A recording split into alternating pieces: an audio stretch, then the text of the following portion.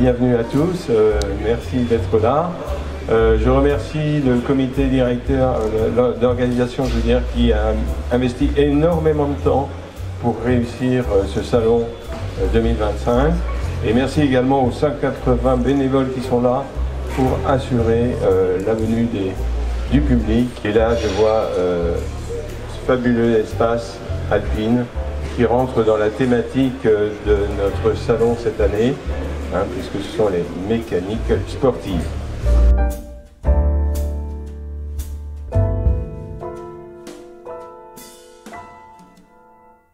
On fête les 70 ans d'Alpine avec un magnifique plateau.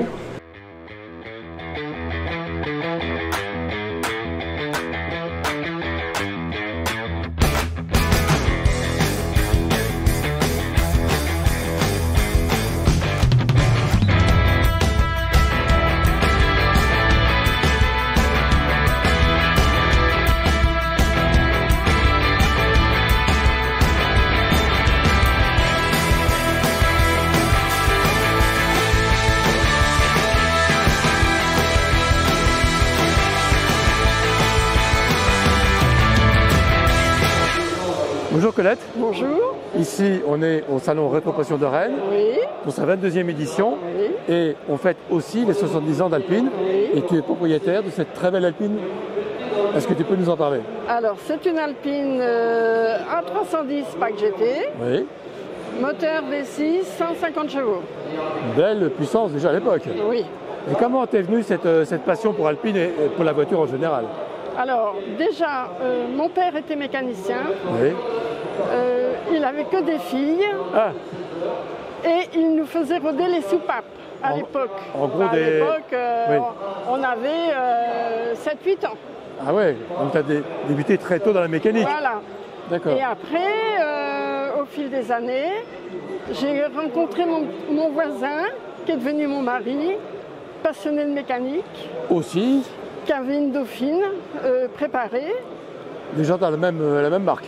À peu près, à peu près, à peu près. Oui, on peut dire ça. Voilà. Et donc, voilà, on s'est connus, on s'est mariés. Il a acquéri une A110, Oui. une 1300S. Là, qui sont derrière, par là. Voilà. Ouais. Et puis après, nous, on a acheté cette A310 qui était dans notre rue. Et c'était le fils à l'époque d'un garagiste, Ouais. un garagiste Renault. Ouais. Et tu m'as dit tout à l'heure que cette voiture, tu l'utilisais pratiquement tous les jours. Alors, je l'ai utilisée pendant 2 ans pour aller à mon travail. Ah oui. Et puis, au bout des 2 ans, financièrement, les pneus, surtout les pneus arrière qui sont très larges, Oui, oui. ça coûte Un peu la consommation aussi, ça peut-être. coûte un certain prix. Voilà. Donc, Donc on a réduit la voilure. voilà. Mais tu l'as gardée. Mais on a gardé la Voilà. voiture. Maintenant, c'est une voiture passion, comme Voilà, tout à fait. toutes celles qui sont ici. Tout à fait. Et est-ce que je suppose que tu as des enfants. Est-ce Oui. que les enfants également sont intéressés par cette voiture? Alors, on a un fils, pour le moment, pas vraiment intéressé, mais intéressé quand même, parce qu'aujourd'hui, il a 4 enfants, donc il n'a pas le temps de s'occuper Je comprends. des voitures. D'accord, d'accord. Mais je pense que, par la suite, je pense que il va s'en occuper. La voiture va rester dans la famille, on peut dire. Oui. Très bien. Voilà. Merci Colette. Eh ben, et merci bon bien. salon. Merci. Merci.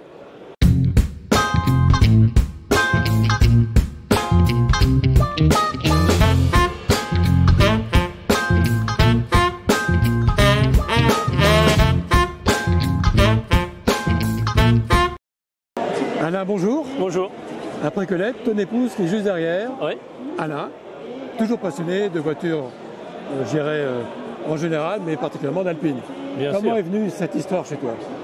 Oh, c'est une histoire jeune avec mon ex-beau-frère Oui. qui avait une R8 modifiée, qui après a eu une R8 Gord avec qui j'ai appris à faire de la mécanique. J'ai monté une Dauphine Proto à l'époque, que j'ai réussi à faire homologuer à l'époque. Je pourrais rouler aujourd'hui encore sur route avec. Et puis, après quelques années de mariage, on s'est payé notre berlinette comme première voiture. C'est une belle première voiture, on peut dire. Mais tu Ouais, aussi, petite voiture à embête, à ennui aussi.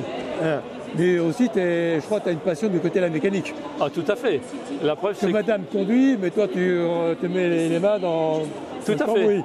Tout à fait. Sur cette voiture, quand je l'ai achetée, j'ai cassé un vilebrequin, un piston, un Ouais. couple conique. J'ai refait toute la mécanique moi-même. Tu allais trop fort sur le moteur. Elle était peut-être un peu fatiguée. D'accord. Et puis un beau jour, ça m'a pris de la remettre, de la refaire.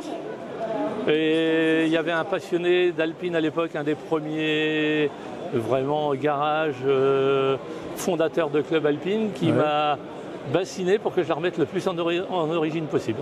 D'accord. Et donc on a remis cette berlinette il y a à peu près 40 ans sur la route, dans l'état où elle est aujourd'hui. Et elle roule, c'est une voiture plaisir. Voilà. C'est une voiture plaisir, une voiture passion. Je m'en sers quand j'en ai envie. Je vais aussi bien sur route que sur circuit. Voilà. Et puis advienne ce qui advienne. Et j'imagine lorsque tu roules avec, on doit lever le pouce en disant « Oh, elle est belle !» Sans arrêt. Sans arrêt, voilà. J'ai même vu à la belle époque où les charmants gendarmes avec képi nous arrêtaient pour le plaisir de discuter. Ça existait à l'époque, tout à fait. Mais ça J'ai existait. connu ça aussi. Ce qui n'existe plus beaucoup Pas aujourd'hui. trop, on est bien d'accord. Si on nous arrête aujourd'hui, c'est plus pour nous titiller qu'autre chose. Donc aujourd'hui dans la famille, vous avez 2 Alpines. Chacun un autre pour pas faire de jaloux. Ah ça c'est bien ça, c'est un couple qui fonctionne bien. Hein. Comme quoi la passion automobile, hein, ça permet de lier les gens. Et le couple. Voilà. Merci Alain. Il n'y a pas de quoi.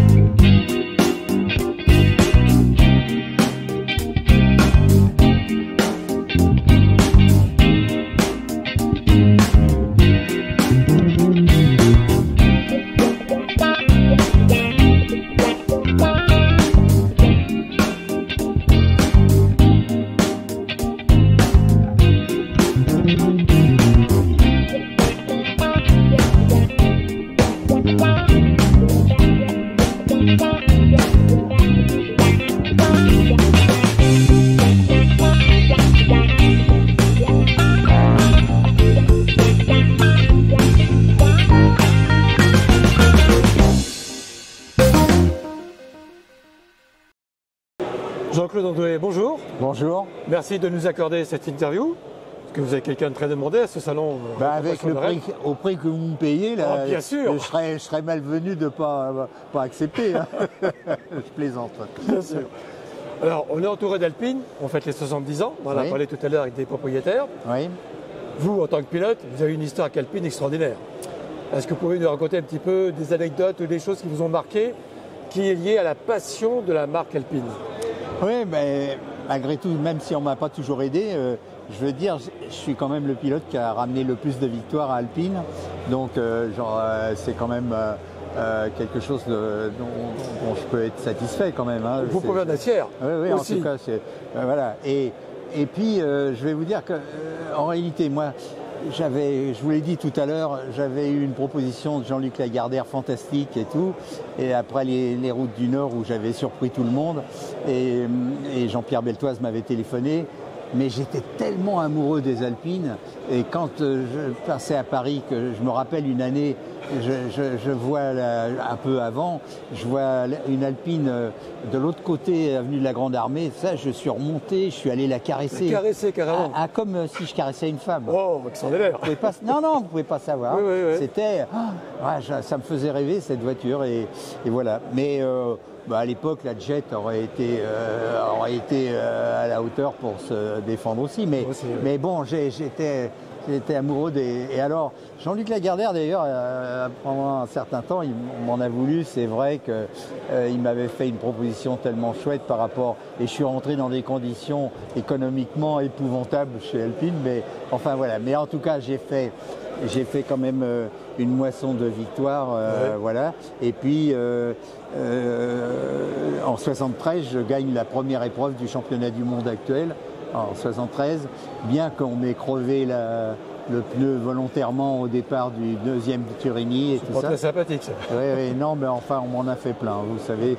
Je veux dire, je devrais avoir un palmarès autrement que je l'ai, mais j'ai eu beaucoup de sabotage. Parce que, par exemple, j'ai réalisé il y a 6-7 ans, mais moi j'étais d'une naïveté incroyable, puis le sport pour moi c'était sacré, que j'avais été le seul pilote professionnel qui n'a jamais mis de cadenas sur son bouchon d'essence. Ah ouais. Bon, bah voilà, et donc par exemple en 80, quand je fais le Tour de Corse, il y a 4 spéciales, et puis on revient 5 heures d'arrêt pour Ajaccio, et j'ai en 4 spéciales, en championnat du monde, j'ai 5 minutes sur le deuxième d'avance. Je suis premier, et quand je repars, la voiture ne marche plus, on m'avait mis un truc dans l'essence, mais plusieurs fois on me l'a fait ça. Bon, il faut dire... Quelle est l'Alpine qui vous a laissé le plus beau souvenir en compétition? Laquelle? Ah, elles étaient... Il y en a plusieurs, non? Ouais, toutes, elles étaient... La voiture était fantastique, et elle a évolué avec, progressivement avec des moteurs un peu plus puissants, puisque moi j'ai commencé en 1100, ouais. Et puis j'ai terminé avec une 1860 au Monte-Carlo, qui faisait 175 chevaux, mais c'était une voiture... En plaisir de pilotage, je dis, en plaisir de pilotage pour moi à l'époque, mais j'attaquais, faut dire, j'étais vraiment...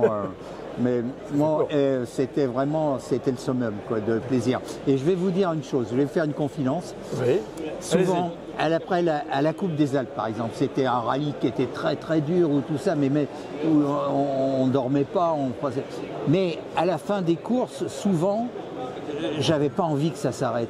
Et je remerciais Jean Rédélé d'avoir fait cette voiture, d'avoir eu le génie de faire cette voiture, parce que j'y prenais un tel plaisir, et j'avais la hantise de l'arrêt de la course, quoi, parce que à la fin de la course, tellement je prenais... Pour vous, ça ne devait jamais s'arrêter, quoi. Fallait toujours mais piloter. c'était parce que j'y prenais beaucoup de plaisir. C'est ça, tout à fait. Oui, voilà. Merci Jean-Claude de votre intervention.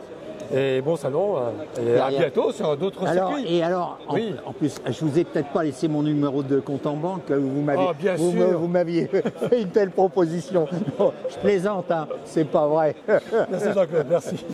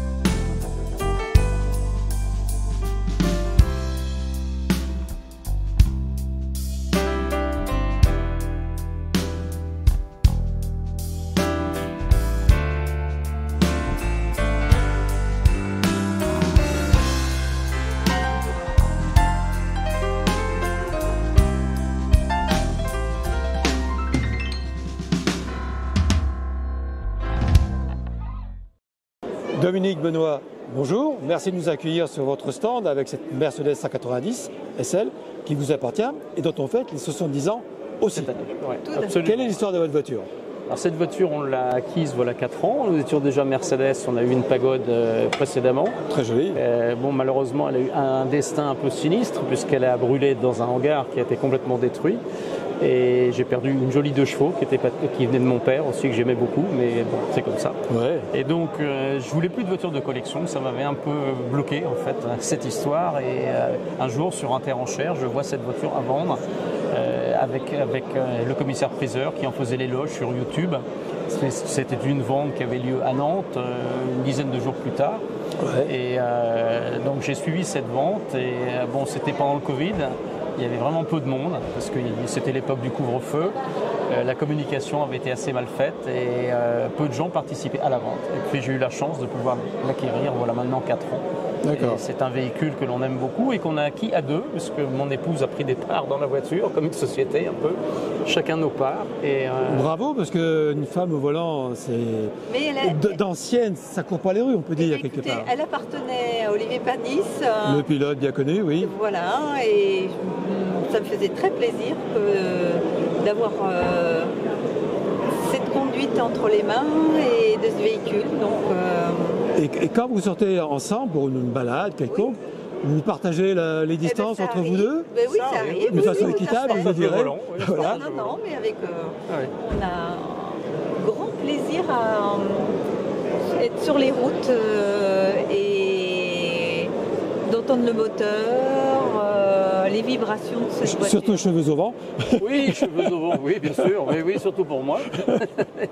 Et j'imagine que lorsque vous croisez d'autres personnes sur la route, on doit vous lever le pouce en disant « Quelle belle voiture !» ce Cancale, je peux vous dire que j'ai eu quelques compliments avec le pouce, c'est vrai. Vous étiez décapoté ce matin? Non, le temps n'était pas très bon. Non, je n'étais pas décapoté, mais j'ai des voitures qui ralentissaient et qui me faisaient ça. Voilà. C'est ça la beauté du patrimoine automobile, c'est le respect vers les anciennes voitures. Exactement. Ce qui n'existe plus avec un aujourd'hui, c'est totalement différent. C'est compliqué aujourd'hui, c'est beaucoup plus compliqué. Et globalement, vous êtes passionné de voiture depuis très longtemps, j'imagine. Alors j'ai toujours regardé ça, effectivement. Au décès de mon père, j'ai gardé ça 2 chevaux que j'ai fait refaire parce que bon, ça a été ma première voiture de collection finalement. Et avant, c'était le temps peut-être qui manquait un peu parce que bon, j'ai pas eu l'occasion de mettre la main dedans. Mais j'aime ce qui roule et j'aime les choses un peu d'exception, c'est vrai. Là, on peut dire qu'elle est vraiment d'exception. Oui, mais j'ai une moto qui n'est pas très rare, mais il y a eu 600 exemplaires de fait. Une allemande peut-être aussi? Non, c'est une moto italienne. Qui est au musée de Guggenheim à New York aussi, parce que c'est Stark qui l'a dessinée. C'est Philippe Stark, c'est une Aprilia Stark. Ah, une Aprilia, très bien. Un 600 mono Aprilia. J'ai un vieux scooter aussi Peugeot de mon année, de 1956, un S57 qui est tout refait aussi. Et vous êtes vraiment un passionné de tout ce qui roule, quoi. De la mobilité. J'aime les montres aussi, un peu. C'est pas pareil. Oui, j'aime les montres. Mais c'est un objet presque d'art dans beaucoup de cas. C'est un objet d'art, absolument. Tout à fait. Oui. Et pas forcément des montres de grand prix, parce qu'on trouve des montres pas chères, et très intéressantes, un peu d'exception, on va dire. Voilà. Et dans les véhicules, c'est pareil. On trouve des choses vraiment sympas. Mais on peut se déplacer, c'est ça qui est voilà. Avec une voiture comme celle-ci, on peut parcourir les kilomètres sans problème. Et surtout en bord de mer. Mais qui est facile à rouler. Hyper confortable. En plus, c'est une voiture très. Elle date de quelle année votre voiture? 62, je crois. Celle-ci, elle est de 62, mai 62. Elle fait partie, disons, de la dernière année, puisque ça s'est arrêté en 63. Cette production, elle avait démarré en 55. Elle a été présentée en 54. Elle a été demandée en fait par l'importateur Mercedes aux États-Unis, Hoffman, qui a demandé à Mercedes de lui dessiner ce roadster. Et donc ils l'ont présenté en maquette d'abord en 54. Et puis ensuite elle est arrivée sur le marché pour le salon de Genève, la première en Europe. Exactement, avec ce modèle-ci, qui a été amélioré depuis, mais pas par énormément de choses. C'était des détails qui ont été modifiés, une fermeture de coffre, une poignée de ci, une poignée de ça, les poignées de chauffage qui ont changé. Enfin bon, il y a eu quelques changements, mais pas de grand-chose. En fait, jamais de carrosserie. L'essentiel, c'est que dans ce genre de voiture, c'est que c'est un patrimoine tout à fait intemporel. Oui, c'est intemporel. Dans 50 ans, vos enfants auront peut-être la voiture, je ne sais pas. Souvent, ça se transmet de famille en famille, enfin de parents en enfants. Et souvent, j'ai des histoires de 2 chevaux comme ça, où c'est transmis également de père en fils. Exactement. Autant que ce n'est qu'une 2 chevaux, mais ça fait partie du patrimoine. C'est une belle histoire. Une belle histoire, et puis ça perdure aussi la conception de ce type de véhicule qui est très fiable. Dutch Qualitat. Voilà, d'un Soto, quoi. D'un Soto, comme ils disent toujours. Et les ingénieurs de l'époque ont fait des choses fabuleuses, parce qu'on avait déjà en 55 les chauffages là-bas séparés droite-gauche. Ah oui, ce qui est quand même assez rare sur ce type de voiture. En Europe, il a fallu attendre, en France, il a fallu attendre les années 80, 90, et encore sur option. Alors que là, c'était dans les hauts de gamme. Oui, sur les hauts de gamme, bien sûr. Là, c'était de série. Donc, il y a quand même eu des choses. Les ingénieurs allemands étaient quand même très forts. Et puis, les techniques de l'époque, lorsqu'on les voit prendre des gabarits sur les formes de capot, c'était avec des gabarits de bois, quoi. Ouais. Qui contrôlent les formes avec des gabarits en bois. On les voit avec des chemises bleues, des blouses blanches, contrôler ça, quoi. Ouais. C'est quand même très archaïque à l'époque. Ouais, Il y a beaucoup de pièces d'aluminium. Hein. Tous les ouvrants là-bas de cette voiture sont en aluminium quand même. Les portes aussi? Les portes aussi. Ah, oui. Capot, porte, coffre. Ouais, Oui, ouais. c'est une voiture qui fait 1150 kg. C'est très léger. C'est assez léger. Ouais, hein. parce que la voiture est déjà imposante. Voilà, et c'est un petit moteur. C'est un moteur à litre 9 qui développe 105 chevaux. C'est pas grand-chose. Ouais. Donc c'est pas une voiture de course, loin de là. Mais c'est une voiture de plaisir. Et comme on peut plus vraiment rouler, et voilà. Et pour une voiture de collection, je trouve que le cabriolet c'est idéal parce que quand on est maniaque pour son véhicule de collection, on sort que quand il fait beau, donc on décapote. Exactement. Et on en profite pleinement. Absolument. Cheveux au vent. Cheveux au vent. Et ça c'est intéressant parce qu'une berline de collection, c'est joli aussi bien sûr, mais ça n'a pas le même charme parce qu'on ne peut pas l'ouvrir. Merci pour vos partages. Je vous en prie. Ce beau partage de passion automobile. Ah oui. Et je vous souhaite bonne route encore. Voilà. Et bien on se recroisera sur les belles routes. Ouais, absolument, avec plaisir. Ou dans un autre salon à l'occasion. Ouais, un autre salon. Merci. Merci infiniment.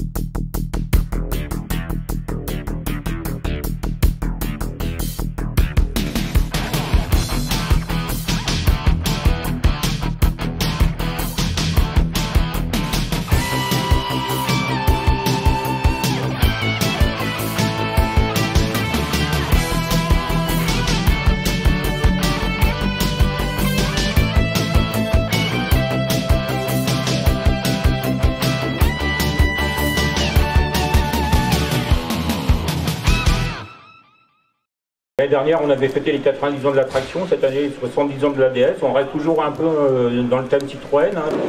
Henri-Jacques Citroën, bienvenue. Bienvenue. Alors, on a la chance d'avoir un petit-fils d'André Citroën, premier constructeur européen à partir de 1927. Ce que va vous présenter ici, nous-mêmes, Henri-Jacques et moi-même, une voiture révolutionnaire qui serait exactement dans l'idée du patron qui est mort 20 ans avant, le 3 juillet 1935. On va se retrouver en 1955. On va se retrouver en 1955 avec une voiture sur le salon qui se lève toute seule, qui se baisse toute seule. C'est un ovni, cette voiture. Mettez-vous à la place des gens qui arrivent en 55. Ils voient une voiture, mais ce n'est pas une voiture, c'est un ovni. Voilà. Cet ovni va durer de 55 à 75 pendant 20 ans. Henri-Jacques, je parle d'innovation. Quand je parle d'innovation, je pense à votre grand-père. S'il était là, il est né en 78, donc il ne serait pas là, mais je pense qu'il aurait validé ce projet d'André Lefebvre ou autre, il l'aurait validé parce que c'est une voiture révolutionnaire. Nous avons ici plusieurs modèles intéressants de DS. On a le cabriolet DS. Usine. Alors les gens ne voient pas la différence entre usine et chaperon.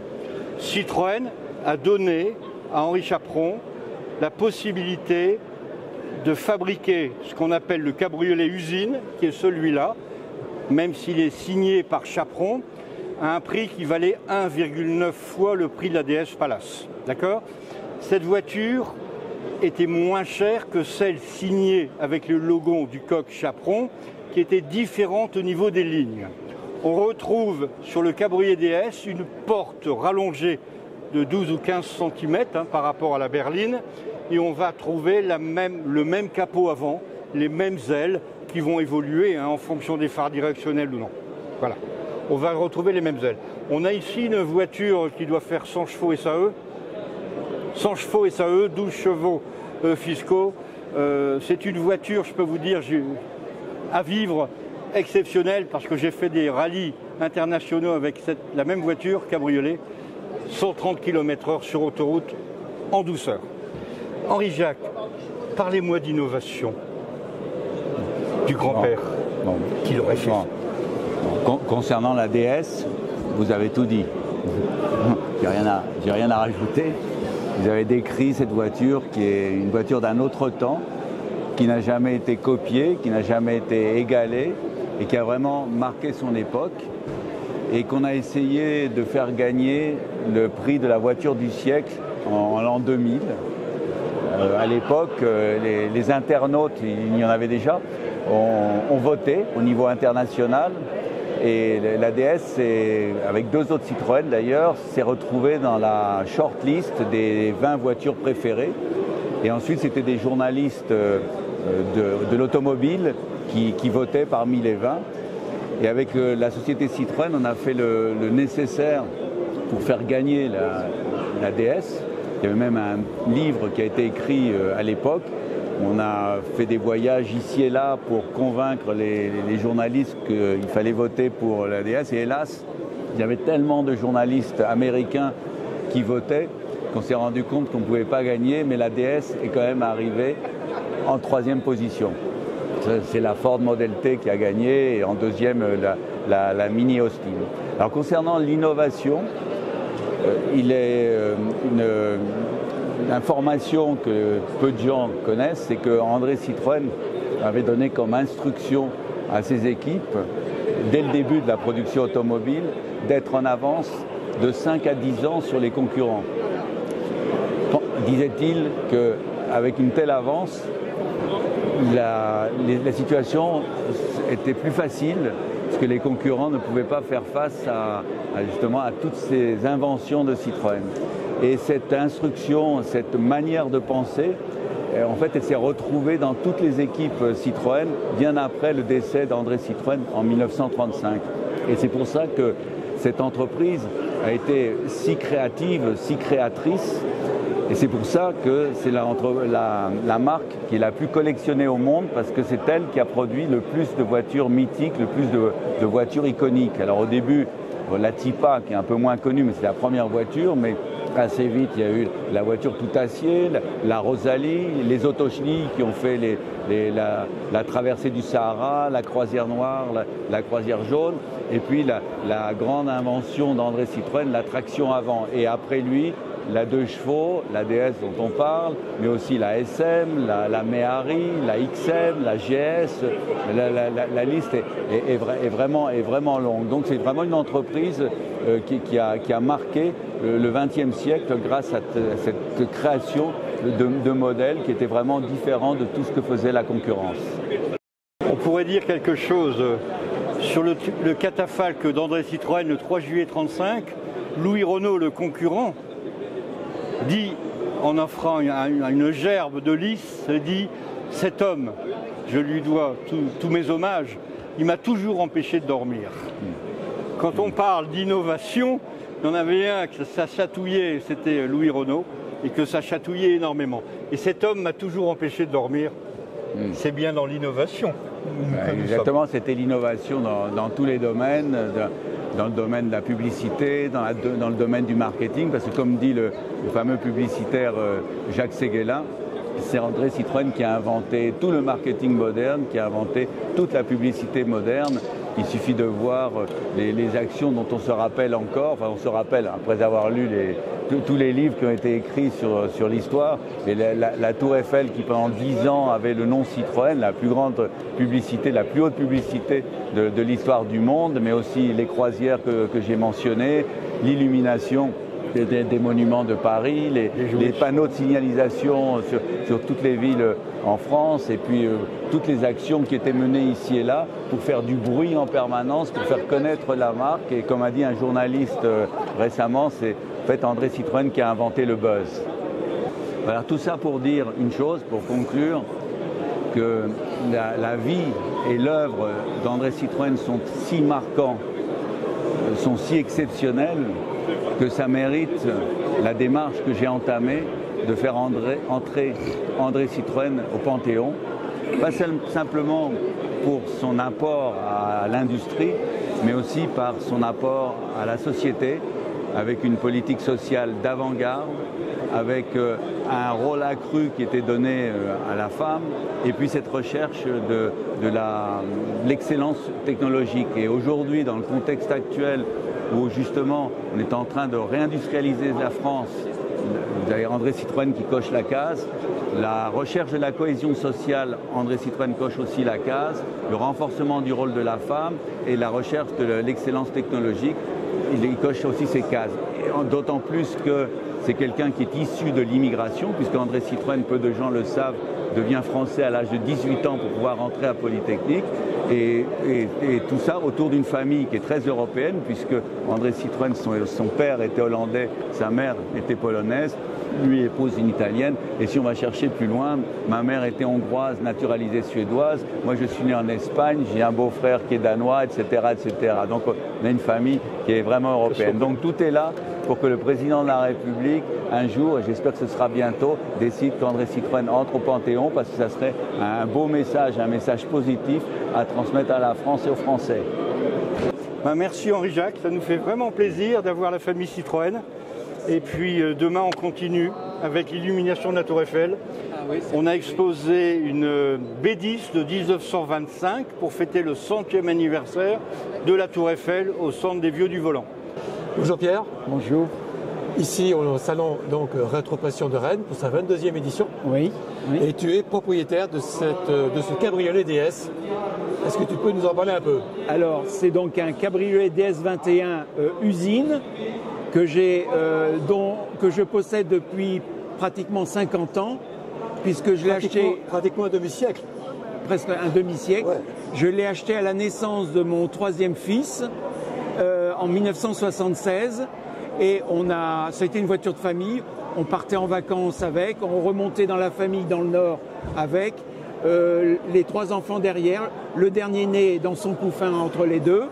Et puis on allait au sport d'hiver dans les Pyrénées et en vacances. Donc ma femme venait en course, la prenait pour faire ses courses à Nantes. Voilà, parce qu'à l'époque, en 76, c'était une voiture d'occasion. Ouais. Personne n'en voulait, plus personne ne voulait de DS. La CX venait de sortir et la DS, elle était obsolète. Ouais. Donc voilà, donc on l'a gardée très très longtemps. Et puis quand elle a commencé à vieillir, dans les années 90, je l'ai entièrement restaurée de A à Z, du nez jusqu'à l'arrière. Le moteur, on en a remis un nouveau moteur neuf dedans. On a refait toute la carrosserie, les longerons, et puis ensuite la sellerie et le capotage qui a été refait par un professionnel, un ancien de chez Chaperon. Tu parlais tout à l'heure que tu as fait des sports d'hiver avec la voiture. Ah oui, on allait dans les Pyrénées. Mais justement, du côté isolation thermique au niveau de la capote, est-ce que c'était déjà performant à l'époque? Ah oui, oui, ça chauffe très bien. Bon, on mettait un peu de chiffon quand même dans la capote pour éviter les courants d'air. Mais on n'a jamais eu froid dans cette voiture, jamais. Voilà. Donc c'est une belle histoire. C'est une belle histoire. Et mes enfants tiennent encore à cette voiture. Je les ai mariés ensuite. Ah oui.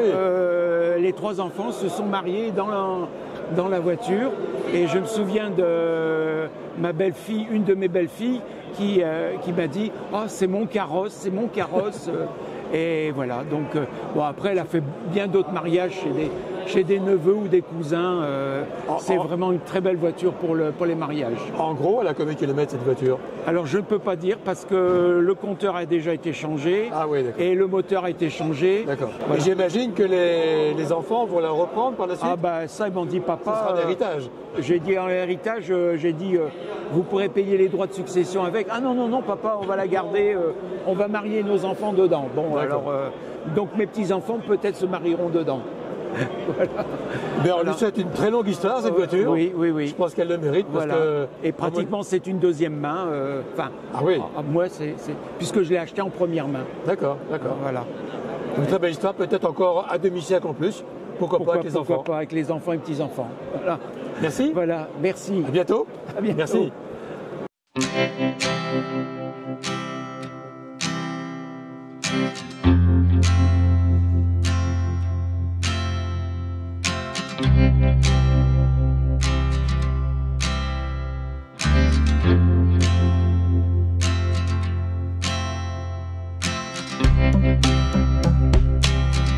Ça faisait Belphégor, parce qu'à l'époque c'était à cause du feuilleton. Ouais, Belphégor.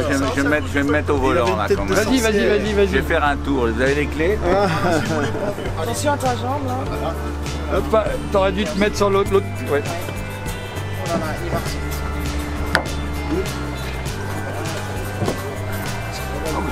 C'est confortable en plus.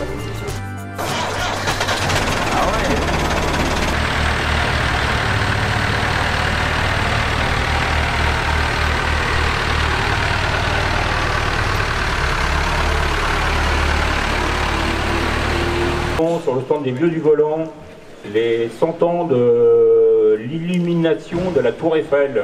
On aura les petits-enfants qui seront présents et aussi la petite fille de l'ingénieur, M. Jaco Pozzi, qui a 100 ans illuminé cette Tour Eiffel.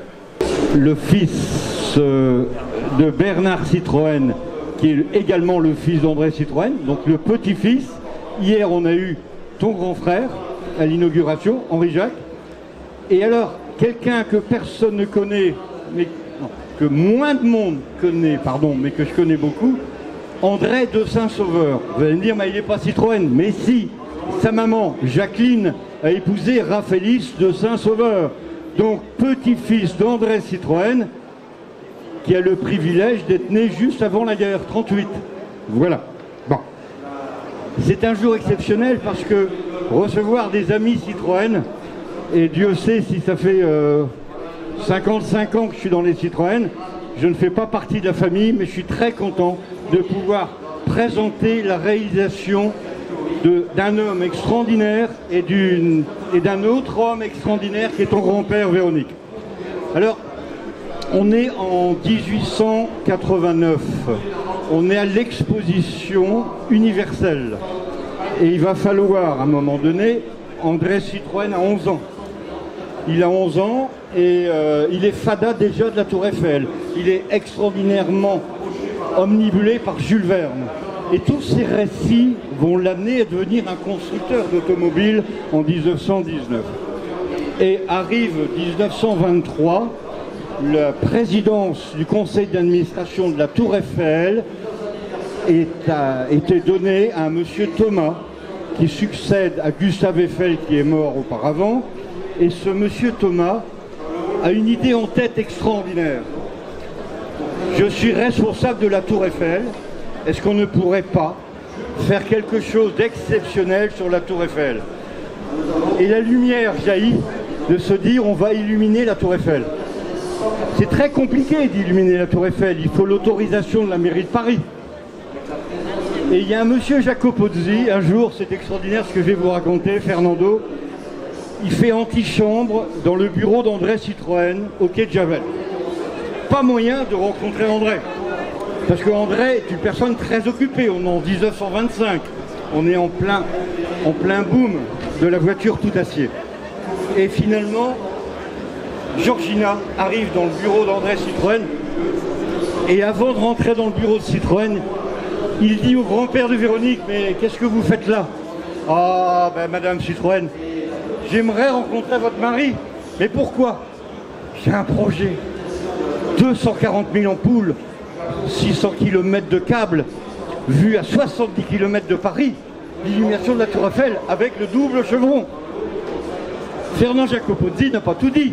Il avait été voir son concurrent Louis Renault. J'ai rien contre Renault, mais il était un peu radin et un peu pingre, si bien que Renault l'a envoyé sur les roses. Donc il va voir le premier constructeur européen, que va être André Citroën à partir de 1927, et il va rencontrer Madame Citroën, qui fait rentrer ton grand-père dans le bureau de Citroën, et qui lui dit « André, tu vas écouter ce monsieur ». Bon, ben Georgina, t'es bien gentille, je l'écoute d'un œil attentif. Et cet extraordinaire grand-père, il a tellement la conviction de ce qu'il a dans les tripes, de ce qu'il a envie de faire, qu'il arrive à avoir l'accord d'André Citroën. André Citroën lui dit, vous avez fait les projets de résistance au vent, les calculs, Monsieur Citroën, je vous amène une maquette. Il amène une maquette de 3 mètres de haut, illuminée, avec tous les calculs de résistance au vent, etc. André Citroën accepte. Le coût. Est-ce que le coût a une importance? Le coût n'a pas d'importance tant que l'idée, excusez-moi, c'est pas de moi, tant que l'idée est bonne. Bonjour, donc je suis Philippe Citroën. D'abord, je remercie Eric de nous avoir invités ici dans ce salon qui a l'air d'avoir un gros succès quand on voit tout ce qu'il y a comme personne autour. Eric a dit beaucoup de choses importantes sur mon grand-père. Il faut quand même savoir que sa carrière industrielle a commencé au début du siècle. Et vous savez qu'il a été patron de Morse. On a parlé du rôle qu'il a eu aussi pendant la Première Guerre mondiale, parce qu'aujourd'hui on parle beaucoup des problèmes de l'Ukraine, mais il faut quand même savoir qu'en moins de 6 mois, il a construit une usine d'obus et qu'il est arrivé à une production de 50 000 obus par jour et que ça a eu un rôle majeur pendant la Première Guerre mondiale. Donc, et c'est à la fin de la Première Guerre mondiale qu'il se pose la question pour savoir qu'est-ce que je vais faire. Comme il avait été déjà patron de Morse, qui était dans l'industrie automobile, il se dit je vais faire la voiture automobile, mais pas la voiture de luxe, la voiture pour les citoyens de notre pays. Et c'est ce qu'il décide de faire à partir de 1919.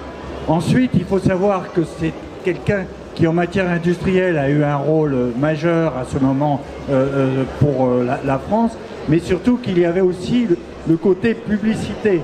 Et le côté publicité, c'est comme le dit Eric, vous avez déjà la première chose, un avion qui, au-dessus de Paris, met le mot Citroën, donc l'avion arrive à écrire le mot Citroën. Dites-vous que mettre les trémas, c'est assez compliqué pour un avion, donc vous imaginez. Déjà 1923. Et puis c'est la période aussi majeure des croisières. Pour moi, les croisières, c'est quand même les événements les plus importants en matière de publicité. La croisière du Sahara, 22, croisière noire, 24. Vous avez dû voir sur Internet qu'il y a eu une croisière verte récemment qui a été organisée et qui a traversé toute l'Afrique. Puis vous avez la croisière jaune en 32. Donc tout ça, ce sont des événements majeurs. Mais l'autre événement majeur, c'est ce qui va se passer avec la Tour Eiffel. Et donc, on va un peu se répartir le micro. Donc je passe maintenant la parole à Véronique qui va raconter comment ça s'est passé. Et pour mon père aussi, il le raconte dans ses mémoires. C'était un moment incroyable quand le père leur dit « Venez avec moi, il va se passer quelque chose à Paris ». Et donc je passe maintenant la parole à Véronique. Il est allé voir Renault, dont c'était pas du tout la politique comme Citroën, qui était plus... Citroën, il aimait tout ce qui était beau, tout ce qui était grand. Les usines Renault, c'était plutôt des voitures de taxi, d'ambulance, de bus. Donc il a décliné l'offre et en effet, il est allé voir André Citroën pour chercher un sponsor, en effet, ce qu'on appelait un mécène à l'époque. Donc en effet, c'est un petit peu compliqué, mais il est arrivé. Mais ce qui était très dur, surtout, il ne faut pas oublier qu'à l'époque, il y avait déjà une taxe sur la publicité lumineuse qui doublait la somme demandée. Ce qui faisait que c'était des sommes quand même extrêmement importantes. Enfin bon, André Citroën s'est lancé, bravo. Je ne serais pas là sinon.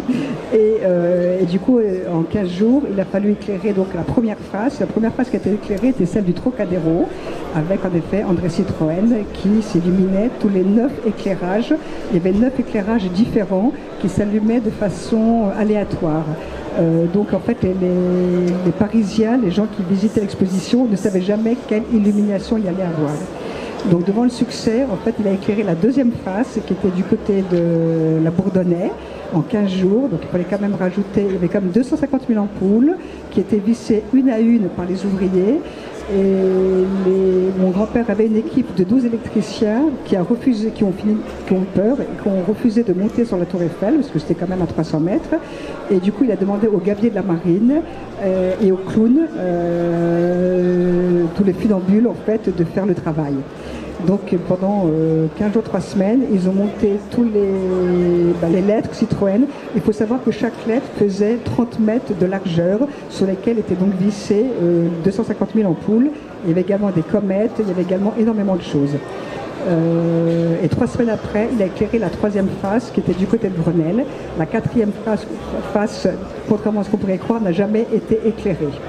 Citroën faisait toujours de la publicité, il disait Lindbergh a traversé l'Atlantique pour visiter les usines Citroën, un point c'est tout. Voilà, donc je repasse maintenant le micro à André qui est mon cousin.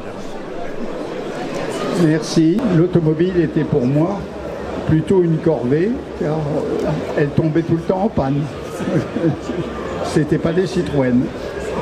Mais maintenant je suis très heureux de revivre tous les souvenirs Citroën auprès de mes cousins. Nous sommes quand même 8 descendants d'André Citroën. Et ma mère, Jacqueline Citroën, était la sœur du père de mon cousin Philippe et a beaucoup vécu le souvenir de son père. Je suis très heureux de voir ce magnifique salon et de voir tout l'intérêt que l'on porte aujourd'hui aux voitures anciennes. Merci. La première marque collectionnée. Oui, c'est la première marque collectionnée. Alors pour ceux qui ont suivi ça, vous savez qu'on a eu le 90e anniversaire sur le circuit à côté de Clermont-Ferrand l'année dernière. Il y avait près de 1050 tractions avant. C'était quand même un événement majeur. Il y a eu le départ de la croisière noire qui a été fêté avec cette fameuse croisière verte avec ces 4 amis Citroën qui ont fait 16 500 km. Cette année, c'est le centenaire évidemment de l'illumination de la tour Eiffel et puis il y a le 70e anniversaire de la DS aussi. Donc ça fait que c'est une année très très chargée et donc on voit la passion qu'il y a chez les Français pour tout ce qui concerne l'histoire de Citroën. Et quand j'avais vu à Charade, à Clermont-Ferrand, c'est tous ces collectionneurs de tractions avant, c'était assez incroyable. 1050 tractions avant qui circulent pendant 3 jours. Ça m'avait vraiment beaucoup impressionné. Et là, je suis aussi très impressionné d'être sur ce beau stand. Et je voulais aussi remercier, comme l'a fait Véronique et André, les organisateurs pour avoir réussi toute cette très très belle exposition et cette passion pour tout ce qui concerne l'automobile et Citroën en particulier.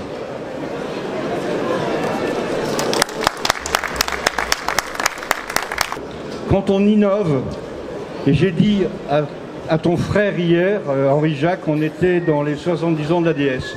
Et je disais, vous voyez la DS, si André Citroën était encore là, je pense qu'il aurait fait la DS. C'est une voiture en 1955, quand on voit cette voiture qui se lève toute seule au Salon de Paris. Non mais, elle est folle cette voiture, c'est fantasmagorique. Et arrivé, et Citroën avait connu encore la DS 20 ans après, je pense qu'il l'aurait fabriquée. En toute honnêteté. Je vais juste rajouter par rapport à ce que tu viens de dire. D'abord, c'est vrai que ce rôle de fabricant d'obus pendant la Première Guerre mondiale a été majeur et a sûrement contribué à la victoire. Je voulais aussi dire qu'en matière de publicité André Citroën avait, en plus de la publicité sur des illuminations de la Tour Eiffel, il avait offert à la ville de Paris l'illumination de tous les grands bâtiments comme les Invalides, les monuments historiques, la place de la Concorde. C'était quand même aussi quelque chose d'assez fantastique qu'il avait fait, et ça il faut quand même le rappeler, c'est assez important. Après, c'est vrai que par rapport au débat sur le rôle de la femme, c'est aussi important, puisque je sais que ma grand-mère s'intéressait aussi beaucoup à l'automobile et donnait son avis sur pas mal de choses. Et elle fait partie des premières femmes qui ont été sur des auto-chenils, en direction en partant d'Algérie jusqu'à Tombouctou. Elle a peut-être fait 1500 km en auto-chenil pour rejoindre les équipes qui étaient parties sur la croisière du Sahara. Donc il y a toute une série d'événements qui ont eu lieu dans une carrière qui, il faut quand même le savoir malheureusement, a commencé en 1919 et qui s'est terminée en 1935. Et être arrivé à faire tout cela dans une période aussi brève, c'est quand même assez remarquable. Voilà ce que je voulais dire. Non, je voulais simplement qu'avant, on disait Paris, la ville des Lumières, à cause du XVIIIe siècle, parce qu'il y a beaucoup de philosophes, et que grâce à mon grand-père, on a dit Paris, ville lumière, parce qu'en effet, c'est lui avec le mécénat toujours d'André Citroën qui a éclairé tous les monuments historiques de la ville de Paris. Il faut savoir qu'avant 1925, tous les monuments historiques de la ville de Paris étaient dans le noir. La Concorde était dans le noir, les Invalides étaient dans le noir, on ne voyait rien. Il y avait juste des becs de gaz qui éclairaient de temps en temps quelques rues. Et avec les illuminations des monuments historiques, d'abord ça fait venir énormément de tourisme, et c'est vrai qu'il a eu le commandant de la Légion d'honneur, parce qu'en fait il n'a jamais pris d'argent techniquement pour faire tous ces éclairages, et que c'est quand même Citroën qui a éclairé, qui a fait le mécénat également, les illuminations de tous les monuments de la ville historique de Paris. Et donc c'est quand même un Italien et un Hollandais, je tiens quand même à le dire, qui ont éclairé Paris. Voilà, c'était important. On remercie beaucoup les organisateurs de nous avoir invités. Je crois que tout le monde est vraiment très content, André, moi et Véronique.